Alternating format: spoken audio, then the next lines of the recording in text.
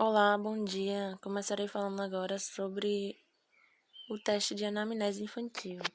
Antes mesmo de falar, já falar direto do caso, eu gostaria de explicar aqui o que é a ficha de anamnese infantil.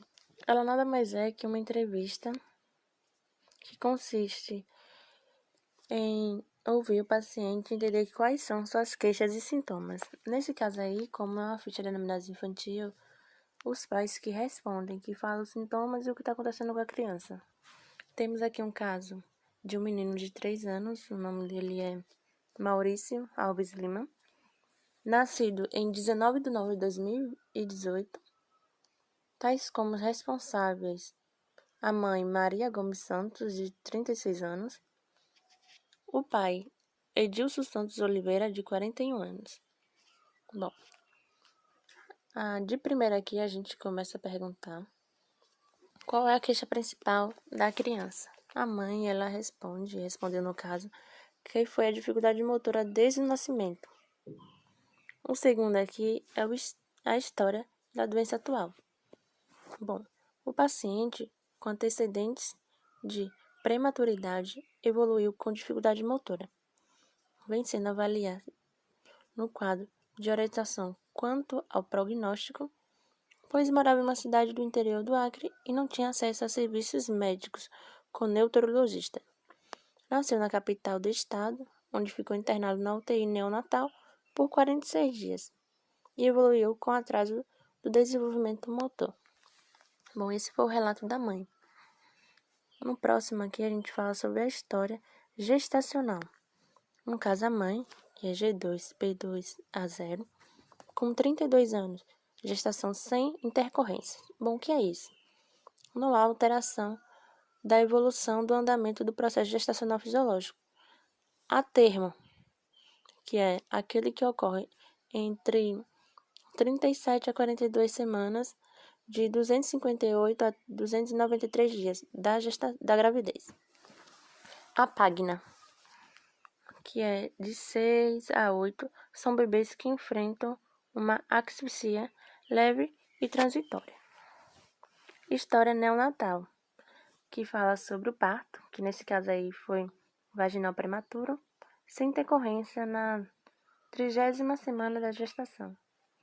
Período neonatal, sem decorrências neonatais. Bom, histórico alimentar da criança. Ela começa com a pergunta sobre são nos primeiros 2 anos de vida.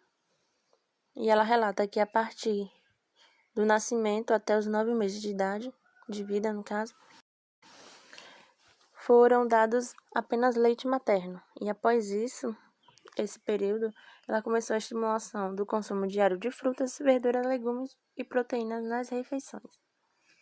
O próximo é o desenvolvimento neuropsicomotor, que é o sustento do encéfalo, que ela relatou aqui que ele começou a sustentar o próprio a partir de 9 meses.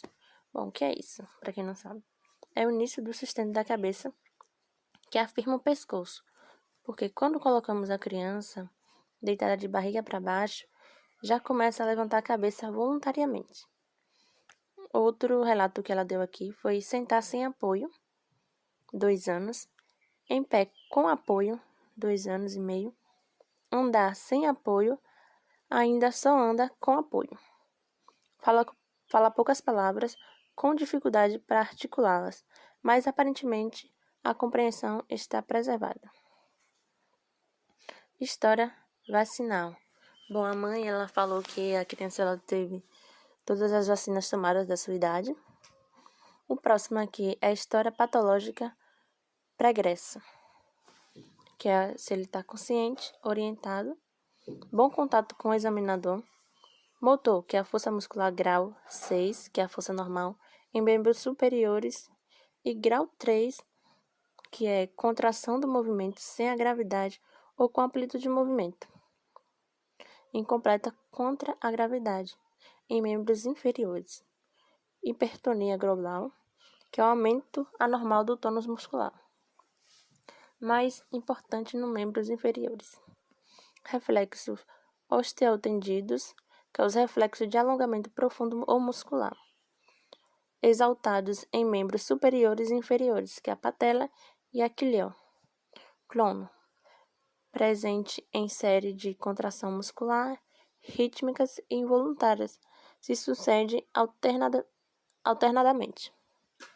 Sinal de Brasink, que é o reflexo planar, presente bilateralmente. A sensibilidade, que foi testada, foi difícil de ser testada, no caso aí. Coordenação, difícil de ser testada pelo déficit motor, mas sem distremia. Equilíbrio, não testado, nervos cranianos normais e sintomas mendígenos ausentes. Importante, ela apresentou que não tem doenças neurológicas na família. E pronto, por fim é só isso. Gostaria de agradecer aqui a todos que puderam e escutaram aqui o nosso trabalho. Tenham um bom dia.